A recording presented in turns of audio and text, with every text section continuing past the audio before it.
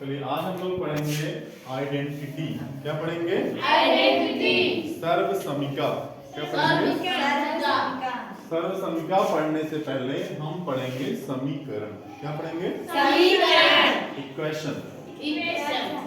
ऐसा बीजीय संबंध जो दिए गए चर के कुछ विशेष मान के लिए संतुष्ट होता है उसे समीकरण कहते हैं। क्या कहते हैं? समीकरण कहते हैं। एक उदाहरण से देखेंगे। जैसे यहाँ पे हमने एक समीकरण लिखा है x प्लस वाई बराबर 4। क्या लिखा है?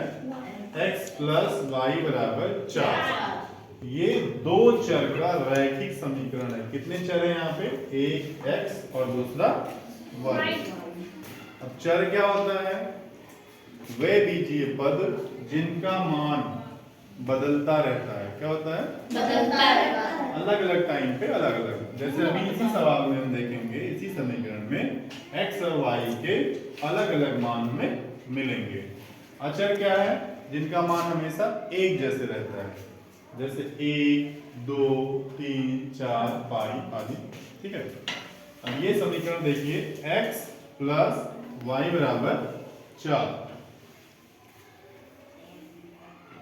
ये बराबर के पहले वाला जो है इसको हम बायां पक्ष कहते हैं और इधर वाले को दायां पक्ष।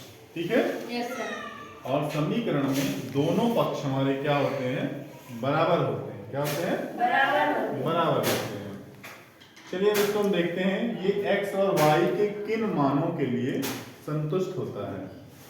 जैसे x बराबर अगर हम 0 रखेंगे तो y की वैल्यू क्या होगी? x अगर यहाँ पे 0 हो जाए तो 0 प्लस वाई बराबर 4। तो y में क्या जोड़ेंगे कि 4 हो? एक। x की वैल्यू हमने 0 रखी है तो y बराबर 4। ठीक। अब x की वैल्यू अगर 1 रख लेंगे तो y की वैल्यू क्या मिलेगी? 1 में क्या जोड़ेंगे कि 4 हो जाए? 3। y की वैल्यू क्या मिल गई? 3। इसी तरह से जब हम x बराबर 2 लेंगे तो y क्या मिलेगा? 2। और जब x बराबर 3 लेंगे तो y की वैल्यू मिलेगी 1। x बराबर 4 लेंगे यहाँ पे तो y बराबर क्या मिलेगा? 0। इसी एक सवाल में x और y की वैल्यूज हमें अलग अलग मिल रही है। ठीक है। Yes sir. और सिर्फ इतने ही मानों के लिए ये समीकरण आपका क्या होगा? संतुष्ट होता है। इसके अलावा कोई और मान अगर हम लें, जैसे यहाँ पे अगर हम x बराबर 3 ले लें और y बराबर 5 ले लें। क्या ले लें? x बराबर 3 y बराबर 5। तो हमारा जो ये समीकरण का बायां पक्ष है ये हो जाएगा 3 धन 5 बराबर 8, जो कि 4 के बराबर नहीं होगा। अर्थात x बराबर 3 y बराबर 5 लेने पे आपका बायां पक्ष और दायां पक्ष दोनों बराबर नहीं है। तो इस मान के लिए ये समीकरण संतुष्ट नहीं होता है। तो ऐसा बीजीय व्यंजक जो सिर्फ कुछ मान के लिए, दिए गए चर के कुछ मानों के लिए संतुष्ट हो, उसे हम क्या कहते हैं? समीकरण। क्या कहते हैं? समीकरण। ठीक है। अब हम पढ़ेंगे सर्वसमिका। क्या पढ़ेंगे? सर्वसमिका, आइडेंटिटी।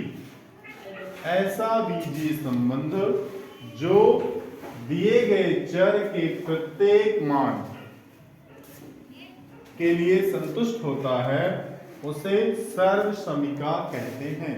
जैसे पिछली कक्षा में आपने पढ़ा है a प्लस बी का whole square, a plus b का वर्ग बराबर a square plus 2ab plus b square. a और b का कोई भी मान आप रखेंगे बाएं पक्ष और दाएं पक्ष में तो दोनों का मान बराबर आएगा। ठीक है। अभी हम इसका सत्यापन करेंगे। सबसे पहले हम इस सर्वसमिका को निकालना सीखेंगे। क्या सीखेंगे? निकालना। कैसे ये सर्वसमिका हमको मिलती है? बाएं पक्ष में है a प्लस बी का होल स्क्वायर और इसको हम लिख सकते हैं a प्लस बी गुणे a प्लस बी। कैसे? हम जानते हैं x स्क्वायर बराबर होता है x गुणे x गुणे x। किसी भी संख्या को अगर हम दो बार गुणा करें तो उसको हम उस संख्या के घात 2 के रूप में लिखते हैं। ठीक है, वहां से हम a प्लस बी स्क्वायर को लिखेंगे a प्लस बी गुणे a प्लस बी। अब दोनों को हम गुणा करते हैं। सबसे पहले a से गुणा करेंगे, a गुणे a यहाँ है, ठीक, a गुणे b ये हो गया हमारा। फिर b से गुणा करेंगे, b गुणे a प्लस का निशान यहाँ पे प्लस लिखेंगे, माइनस होता है तो माइनस लिखते। फिर b गुणे b। अब a गुणे a स्क्वायर, a गुणे b से गुणे के निशान हटा देंगे a b, यहाँ भी a निशान से हटाएंगे ba प्लस b स्क्वायर। आगे क्या होगा? a b और ba ये दोनों इक्वल होते हैं हमारा क्रम विनिमय नियम से। किस नियम से? क्रम विनिमय नियम, अभी पढ़े थे उसमें प्रगुण में। a square plus ab plus b square, ab मिलके हो जाएंगे 2ab और ये हो जाएगा a square plus 2ab plus b square और ये बराबर आपका दायां पक्ष। बराबर क्या हो गया? दायां पक्ष। ये तो हो गया सर्व समीका निकालना। कैसे हम इस सर्व समीका को निकालते हैं। ठीक, अब इसका हम सत्यापन करेंगे, आंकिक सत्यापन।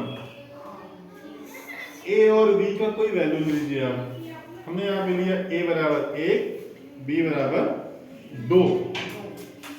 जब a बराबर 1 और b बराबर 2 लिखेंगे तो बाएं पक्ष में है a प्लस b का होल स्क्वायर।